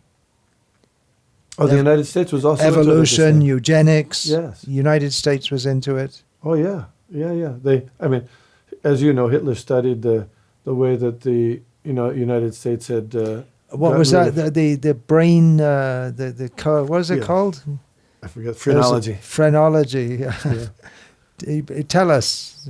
There was a theory which was... The head bumps and shape and size of your head determines your intellectual level. That was considered bona fide science at one stage, and it was presumed, and there was studies to show that people from whites from America, for instance, had their brains shaped in the right way, so that they were more intelligent and so on. And there's this whole thing that... And eugenics, can you just tell us a little bit about that? Well, I mean, I don't know that much about eugenics. I just know that when there was the immigrations after the First World War, between the First and Second World War, they would give people an IQ test coming from wherever they came from, mostly from Europe, various countries in Europe. And according to the way they gave the IQ test, they would have a quota from, northern European countries that would have the highest IQ. Because they know English better. Yeah, like that. And they had questions on the test which were completely, biased for certain kinds of people. Right. And anyway, so they used this IQ test. Originally, it was meant to identify kids in school who needed extra help. But then they started using it, especially through the army and through immigration, to identify people who they could exclude or they could put in camps to control them. And also they wouldn't allow them to breed. Yes. You're too you're a criminal, so you have to be sterilized. That was going on in America. Well, there was when they did the IQ test, they came up with, there's the average IQ is 90 to 110. Then there's the low average between 90 and 80. And below, they had three classifications: a moron, an idiot, and an imbecile. 3. So the morons were considered the most dangerous because an idiot and an imbecile, they were so poorly functioning you could tell. Yeah. But a moron, you can't really tell. And so the idea was that they would reproduce and then create more morons. And so they had a whole system and it was in New Jersey actually, places where they would bring morons and sterilize them for quite a few years. Although it's not true that morons necessarily breed and make morons, but it's not necessarily true. They're even morons. That's true. Eugenics, the idea is that you breed horses you have different breeds. Some are good for doing hard work. They used to drag the plows, and then some are race horses, and some are pet horses just for riding around on. And you breed dogs. Different dogs have different characteristics. Yes. Labradors are good family dogs, and colliers are good for rounding up sheep, and Alsatians, they call them what are they called? German Shepherds, they call them here. They're good for protecting and this and that. So they think, well, why don't we breed humans also? And it seems to make sense, actually. And that is there, actually. It kind of works out naturally to a large extent. But they wanted to institutionalize that. And that became discredited because the Nazis picked it up. Although Richard Dawkins, of all people, says that maybe it's not a bad idea after all. Mm. And in Singapore, I'm not sure now, but it used to be a law that graduates are only allowed to marry graduates, something like that. So yes, the Nazis. You were asking me about the experiments. Yeah, well, I was saying that it's something which has haunted the Western psyche since that time. That how can ordinary people become so bad? I asked Yogeshwar Prabhu about this because he got into Holocaust studies. He's from a Jewish family, and I said I have a hard time accepting that there were 6 million. I mean, that's a lot of people to round them up. 6 million. And he told me it was probably more because they really put a lot of effort into it. Every village had a place for identifying and rounding them out. It was really. So yeah, well, which means that it was down at the local level. Mm-hmm. And people knew that they're sending these. I don't know if they knew they were sending them off to gas chambers or whatever, but they knew they were rounding them up because they're Jews, maybe homosexuals or whatever. There probably weren't many homosexuals around in those days, and they're going to be something not very nice is going to happen to them. At least they knew that, and they didn't like them because I actually had one devotee, can you believe this? Some years ago, he had an English translation of Mein Kampf, and he thought it was a good book, and he showed it to me, and I just had a look at it. it's horrific, actually. It's, the Jews are the scum of the earth or something. They should all be killed or something. Really, really. So, not to say there haven't been bad people among the Jews, but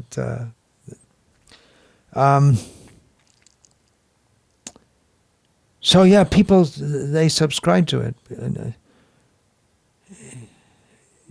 Germany had been kicked down due to the reparations after the First World, and by the reparations, I believe at the time it was made that one of the people who was involved in that said, "This, with these reparations, we've made the seeds of the next World War," which was true. And so they had a different policy after the Second World War. Anyway, so they felt that there's no hope for this country, and we just pummeled into the economically total disaster, and there was a depression anyway. So then Hitler came up with they made the Jews a scapegoat, which is another psychological syndrome, I guess, to blame all the problems are caused by. And possibly something is there, if you want to take a certain perspective, because they work among their own community, and they could be seen as they're not contributing to the German people, whatever. So they became the scapegoat. And then, but how could people be so cruel? And then, but it also gave the idea that, well, could I be like that, or could my next door neighbor be like that? And then in Yugoslavia, when after Tito passed away, and then Serbs turned against Croats and Croats against Serbs, and then the Muslims were in Bosnia mostly, and so it was a three-way civil war, and the things they were doing to each other was just, you'd have someone, a Serb is married to a Croatian wife or vice versa, and she's pregnant, and then he kills her and gouges out her stomach. Just, how can people be so bad? Could it be you or me? Do we all have the seeds of such evil in our hearts? That seems to be, it seems to me that the Western world is somewhat traumatized, because even now, Hitler, Nazis, that's a big criticism if somebody says that the person's a Hitler. Yeah, that's if you like call them a Nazi, thing. Yeah. and it's very, very afraid that in Europe and America, some people, the neo-Nazis and fascism is coming again. Yes. So tell us then about, do you discuss this at all in your psychological studies? That's, there's... And we're talking about not just individual. Okay, how can one person be so bad that he's a serial killer, merciless? But then, how can it be a mass society, movement? Yeah. Yeah, that's social psychology. I guess so. Yeah. But do you study? What do they say about this? Yeah. Well, they do those experiments like Stanley Milgram. Yeah. Where they brought in... When was this? Like the early 60s. Yeah. And it was particularly in response to the Nazi question, how people would react. So they would bring in persons two at a time, and one person would be designated. This is a school. Was it high school or what was it? No, it was in a medical facility, and I think it was Yale. Yeah, I think it was Yale. And so that would be Connecticut, yeah. Yeah. So, and one person would be considered the experimenter, and one is the experimentee. The experimentee would go into a room, and there would be a glass window, and the experimentee would sit in a chair. And the other person, the person sitting in the chair was a confederate of the experimenter. Right. And the person going in on the other side of the window was there and had a series of levers. Right. And so the idea was that the person, there was also audio, the person was supposed to remember a certain pattern of words. And if they got one wrong, then they were supposed to flip a lever that said, 30 volts, 50 volts, 60 volts, 80 volts, 100 volts, XXX, XX, XXXX volts. And each time the person flipped a lever, the person in the chair on the other side of the glass would pretend to be in pain. Yeah. And so there would be a person in a white coat, like a doctor's coat, saying, you must continue. You must continue. Before they went in, the person who was was flipping the lever was told that they didn't, in order to get there, they were giving like $10 or something. They didn't have to finish it. All they had to do was to come, and if they didn't want to do it, then they could leave. But still, the person in the white coat told them, please continue. We need this for our experiment. Yes. Yeah. So most of the people, by the time they got to the XXX, the person was acting like being almost dead. Yeah. Most of the people went all the way to the end, flipping the switches. Visibly giving people pain. Yes. And many of them would laugh. They would laugh also. Yes. And these are just ordinary people who are getting paid right off the street, yeah. $10, which was quite a lot of the time, to be part of an experiment. They didn't realize they were being experimented on, not the other person. Yeah. So, Freud's view was there's two motivating factors, eros and thanatos. Eros means, sexual love, mostly pleasure, getting pleasure, and thanatos means the death wish. We would say there's three modes of nature. Death wish means you want others to die or yourself to die? Both.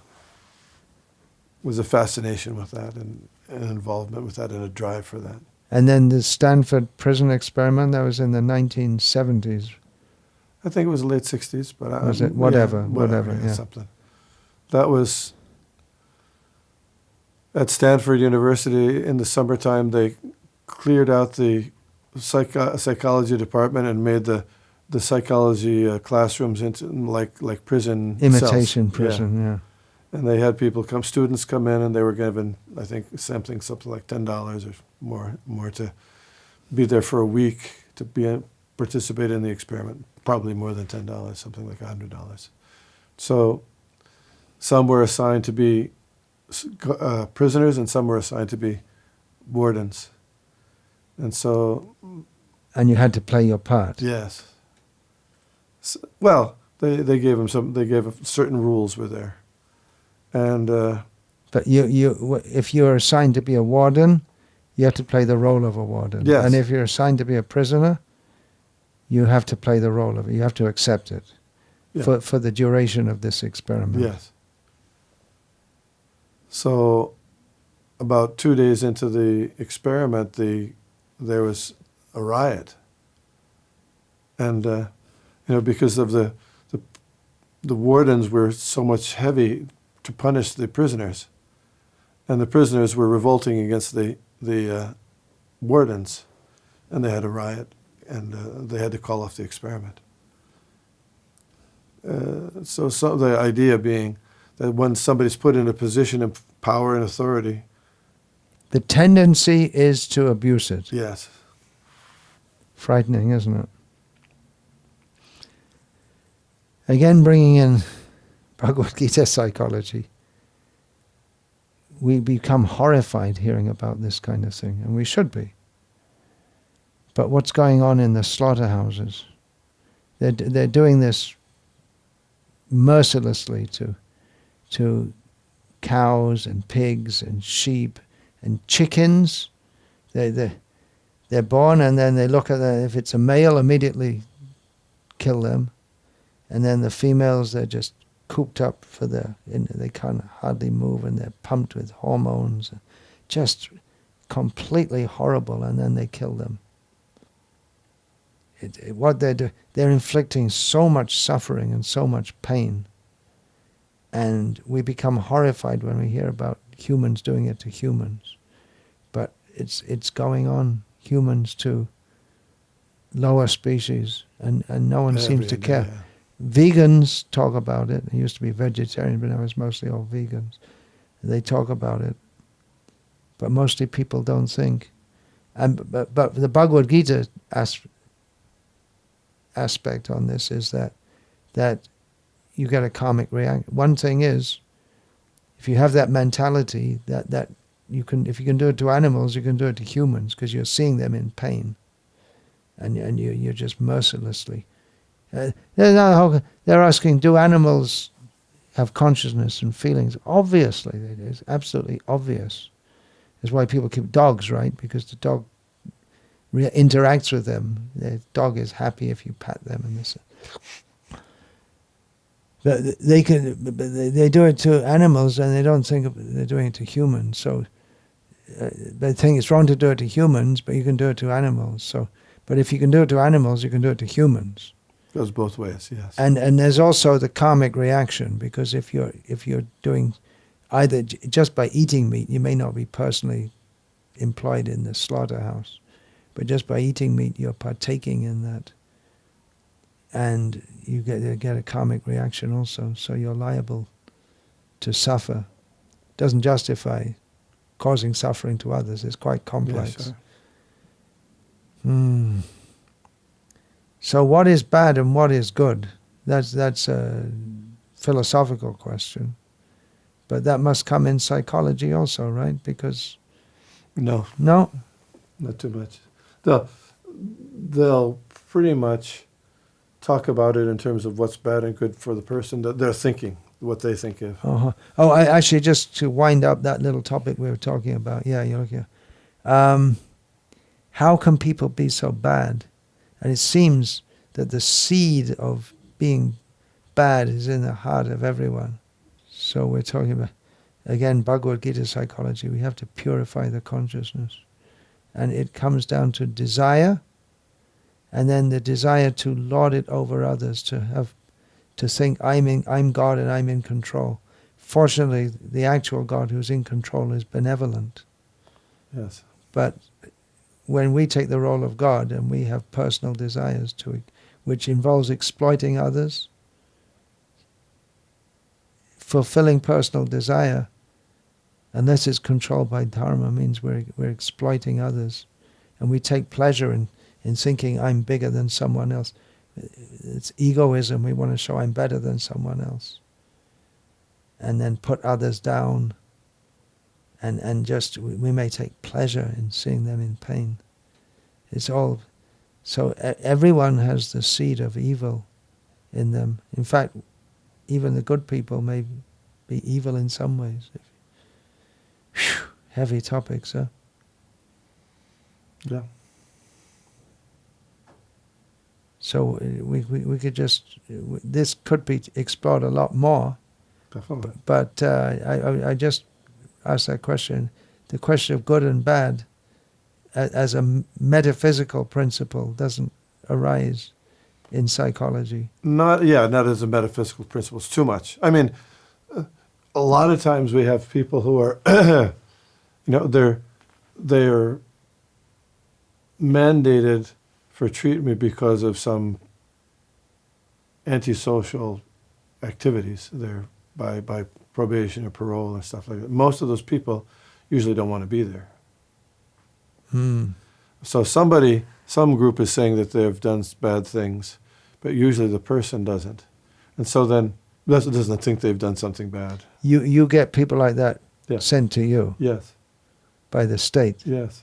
By the, And so the oh, that's another whole thing. 90% of people in prison say I'm innocent. Yes. Yes. And they're not. Yes. Some of them might be, but not all of them. Yeah. So then what can you do with that person? We'll have to talk about what didn't work for you? How come you're in this situation? And you try to clarify that kind of stuff. But somebody identified that activity as bad, but that person usually doesn't. It may be a cultural difference, right? Just like a few years ago in France, there was an Afghani immigrant who was convicted and put away in prison for many years for sexually abusing young boys and young girls, children. And he couldn't understand what he did wrong. He said, see, I'm not married, so what can I do? In our country, it's considered quite normal. The same thing in Germany. I remember as a kid, it stuck in my mind, the Nuremberg trials. There was a film. And they just couldn't understand. Well, you did this, you ordered the killing. I was just following orders. Exactly. And in their own mind, if you get an order, because that's their culture, you have to get an order, you have to follow it. And it's still there in the military, has to be. But you're not supposed to think. Ours is not to reason why, ours is but to do and die. So actually psychology, then there are many underlying philosophical assumptions, I guess. Yes. But they don't want to go there. It's too much. But they should. And yeah, way back when they probably did. But more modern psychology, I don't think so. There may be some people who do, but in general, no. That's my take. So what we're talking about, Bhagavad-gita psychology, is getting to the real root. Yeah, that's more substantial. Psychology is pretty much very surface. You're trying to calm the waves without seeing the undercurrents. Well, they are looking at the undercurrents, but how deep can they go? Yes. Okay. I saw you looking at your watch. Yeah, I got to get going. So, Hare Krishna, thank you very much. And let's continue, Krishna willing. Can I take this? Sure. And if so many things come up, we could maybe even go over some of the things again. And anyway, there's many things to discuss. But as Srila Prabhupada said, that Krishna consciousness is the solution to all the problems of human society. And it all starts with the mind, doesn't it? All our problems come from our concepts of life, how we see the world, how we interpret the world, and how we act according to that. And Bhagavad-gita gives an understanding of who we are and what we're doing in this world and what we should be doing. So we should have a lot to contribute to. Yes. To psychological studies. It's a very different approach and not one that's not going to be very easily accepted. Yeah, it's another force completely, yeah. Okay, thank you. Hari Bol, Hare Krishna. We'll be in touch by email. You'll be back in base in tomorrow. Tomorrow, yeah. I maybe a little time before I get around to you because I got quite a few things pending. I hear, yeah. Thank you. Hari Bol.